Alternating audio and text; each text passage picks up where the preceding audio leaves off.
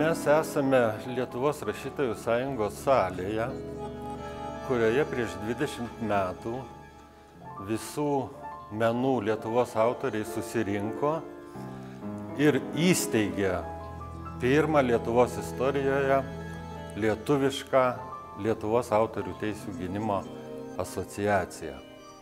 Čia, šitoje salėje.